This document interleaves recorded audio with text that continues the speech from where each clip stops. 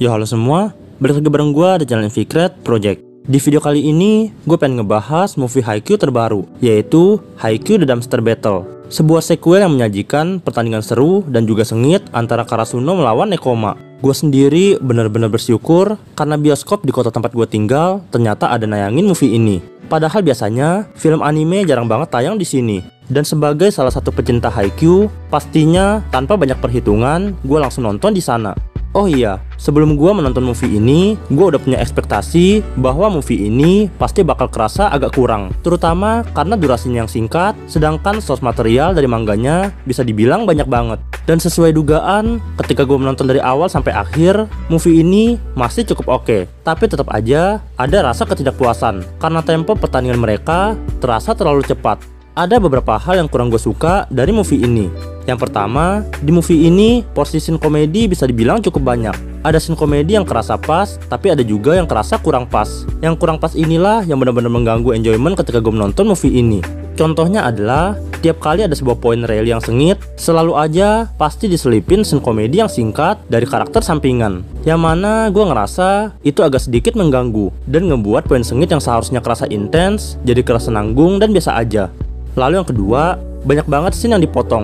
Gue sendiri udah expect bahwa ini bakal terjadi. Tapi yang gue gak demen adalah pemilihan scene-nya yang gak banget.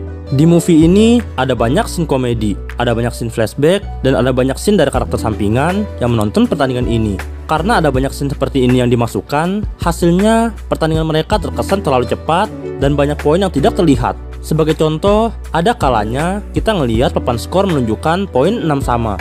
Tapi tiba-tiba kita berpindah scene ke flashback atau scene ketika pemain Shiratori Jawa lagi nontonin mereka. Dan di saat itu, kedudukan poin udah ngelompat jauh, jadi sekitar 20-an. Yang mana ini nggak terjadi hanya di satu set saja, melainkan di semua set yang mereka mainkan. Ini tentunya menjadi sebuah hal yang nggak gue suka, karena pertandingan mereka jadi kerasa nanggung banget. Lalu yang ketiga, karena keterbatasan durasi, yang bisa disorot juga jadi terbatas. Banyak karakter yang seharusnya dapat sorotan, malah tidak dapat sorotan. Di sini gue ngeliat ada beberapa karakter yang disorot. Misalkan ketika Yamaguchi melakukan servis, ketika Tsukishima berhadapan dengan Kuro, dan juga tentang Kenma dan Hinata.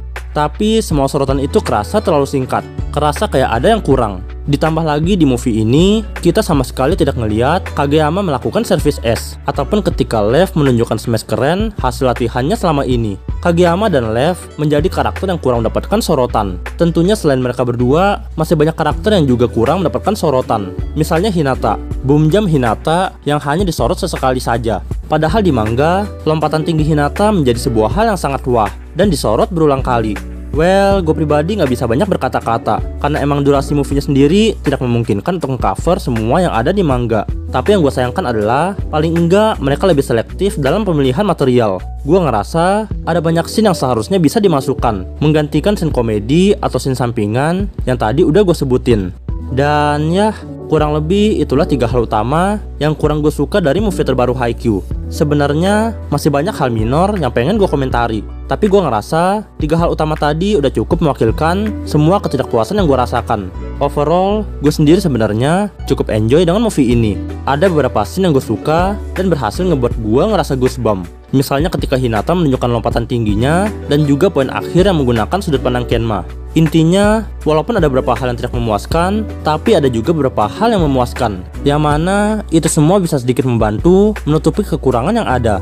Overall, rating dari gua untuk movie Haikyuu The Dumpster Battle ini yaitu 8/10. Gua pribadi masih menyayangkan adaptasi pertandingan Karasuno melawan Nekoma yang dijadikan hanya sebagai movie. Seandainya ini diadaptasi menjadi satu season, kurang lebih 12 episode, mungkin hasilnya akan menjadi jauh lebih memuaskan. Gue sendiri bener-bener puas banget ketika gue ngebaca manganya. Bahkan gue ngasih rate 10/10 untuk manganya. Satu harapan gue adalah semoga aja pertandingan selanjutnya melawan Kamomedai yang juga dijadikan sebagai movie bisa diadaptasi lebih baik dari movie kali ini. Selanjutnya kita akan menyaksikan pertandingan seru antara Karasuno melawan Kamomedai. Pertandingan ini akan menjadi sebuah penentuan siapakah yang berhak atas nama Chisana Kyojin atau raksasa kecil di antara Hinata dan Hoshiumi. Siapakah di antara mereka yang bakal menang? Gue yakin semua udah pada tahu jawabannya. Mengingat manga Haikyuu udah tamat beberapa tahun yang lalu dan spoilernya juga udah bertebaran di mana-mana.